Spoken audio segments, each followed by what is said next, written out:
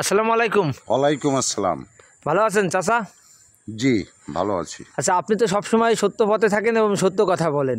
জি। তা একটা বিষয় আপনার কাছে জিজ্ঞেস করব, সেটা হলো আমাদের এই যে হিটু শেখের মা রোকেয়া বেগম, ওনার একটা ভিডিও আমি দেখলাম। উনি একটা কথা বলেছে, খুব কষ্টের কথা শুনে আপনার কাছে আমি আসলাম। উনি সামান্য একটু পোলট্রির মাংস মানে মুরগির মাংস খাওয়ার জন্য ওনার পরাণ বলে ছটফট করছে। হিটু শেখ যাওয়ার পরে উনি বলে এখনও কোনো মাংস টাংস খাইনি, শাক পাতা এনতে সেনতে তুলে সেদ্ধ করে খাই। তাই এই শুনে আমার খুব কষ্ট পাইছে। তা আপনি তো সবসময় বিভিন্ন বিষয় আলোচনা করেন, তাই এই বিষয় শোনার পরে আপনার কেমন লাগছে? এখন কথা আছে এই হিটু শেঠের বাড়ির আশেপাশে গ্রামে কোনো মানে দয়াশীল মানুষ নেই? হ্যাঁ, তারা কি পারে না হিটু শেঠের মারে একটা মুরগি কিনে দিতে? কেন দিচ্ছে না? এই তো বুঝতেছি না। আসলে কথাটা শুনে আমার খুব কষ্ট লাগতেছে। এই দেশে যার কেউ নেই, তার আল্লাহ আছে। মানুষ তো ওছিলা। আরে ওছিলা হয়েও তো হিটু শেঠের মারে একটা মুরগি কিনে দিতে পারে। সামান্য একটা পোলট্রি মুরগির দাম কত? আমি তো অনেক দূরে রয়েছি। আমার বাড়ি তো আর হিটু শেঠের বাড়ির পাশে না। আমার বাড়ি অনেক দূরে।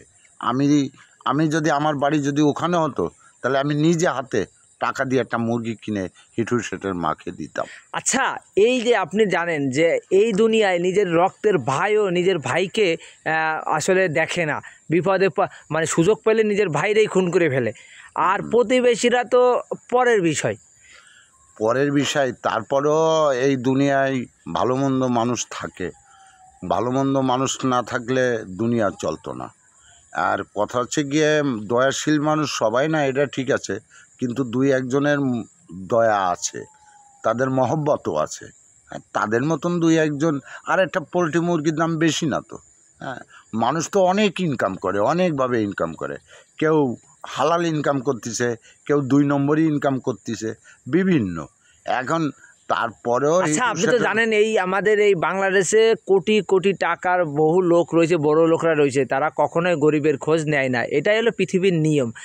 এবং এই যে হিটু শেখের মার শ্বশুর বাড়ি রয়েছে এবং তার বড় ছেলের বাড়ি রয়েছে, সে ওই বাড়ি থেকে যাচ্ছে না, শুধু একটা দাবি তার, তাকে একটা ঘর করে দেওয়া হোক, সে ওই ঘরে থেকেই মরতে চায়।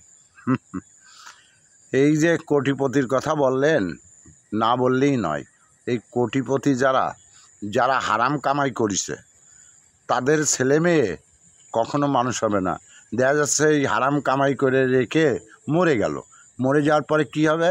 ছেলে মেয়ে মোনাজাতও ধরে না। ওই টাকা পয়সা তারা বিলাসিতা করে খায়।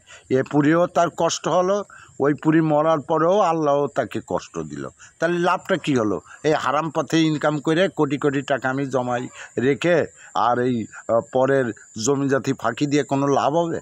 কোনো লাভ হবে না। আচ্ছা কাকা, এই যে হিটু শেখের তো ওই মানে কারণ যে কিছুদিনের মধ্যে 1 সপ্তাহ 2 সপ্তাহের মধ্যে রায় ঘোষণা হবে। সে যে অন্যায় করেছে তার হয়তো ফাঁসি হয়েও যেতে পারে। তা তখন তো হিটু শেখের মার আর কোনো কেউ থাকলো না। তখন আসলে কি সে হিটু শেখের মা বিপদে পড়বে, না আসলে তাকে দেখার জন্য কোনো না কোনো লোক আসবে? ওরে ভাই, মানুষের জন্য কেউ না থাকলেও আল্লাহ আছে। আল্লাহ একজন সৃষ্টিকর্তা। সম্পূর্ণ মানুষকে আল্লাহই সৃষ্টি করেছে। এই পৃথিবীর যা কিছু তৈরি হয়েছে সব আল্লাহর হুকুমই হয়েছে, এবং মানুষ সৃষ্টি করেছে আল্লাহ নিজে হাতে। কেউ না দেখলেও আল্লাহ তারে দেখবে। আপনি বলছেন যে হিটু শেখ মারা গেলেও রোকেয়া বেগমের কিছুই হবে না, কারণ তার সঙ্গে আল্লাহ রয়েছে। হ্যাঁ, আল্লাহই দেখার মালিক। প্রতিটা মানুষকেই আল্লাহ দেখে। না দেখলেই এই যে আপনি চলাফেরা করতেছেন, এটাও আল্লাহর ইশারা। আল্লাহ যদি আপনাকে থামিয়ে দেয়, তাহলে রাস্তায় থেমে যাবেন। আসলে আপনি আজকে যে কথা বললেন আমারও আসলে খুব মানে মনের ভিতরে আসলে গেঁথে গেছে যে আসলে এই দুনিয়ায় কেউ না কেউ থাকে এবং আল্লাহ কখনোই কাউকে ফেলায় না, আল্লাহ সবসময় বিপদের পাশে থাকে। হ্যাঁ, যাই হোক ভাই, আপনি তো ইউটিউবের চ্যানেলে কাজ করেন।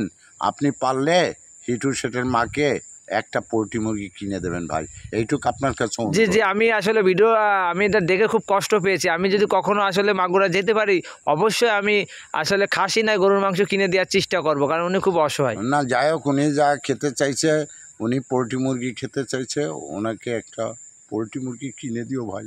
আমার শুনে খুব কষ্ট লাগতেছে, কিন্তু আমার সেই ক্যাপাসিটি নেই, বুঝছো? ক্যাপাসিটি থাকলে আমি ওনার নম্বর নিয়ে আমি টাকা পাঠিয়ে দিতাম, কিন্তু আমার সেই ক্যাপাসিটি আপনি যে এত মনে করেন যে আপনি যে কান্না কান্না ভাব ওনার জন্য, কিন্তু আসলে কত লোক তো টাকা পয়সাওয়ালা মাল, তারা তো তার জন্য কেউ কান্দে না। কান্দে ভাই, কেউ কান্দে কেউ কান্দে না। মানুষ যদি এই দুনিয়ায় ভালো মন্দ না থাকতো, দুনিয়া চলতো না। যাই হোক ভাই, আপনাকে ধন্যবাদ। আপনার কাছে একটাই অনুরোধ ভাই, হ্যাঁ, অন্তত ওনাকে একটা মুরগি কিনে দিন ভাই। আচ্ছা আচ্ছা, আপনার কথা রাখবো। ধন্যবাদ।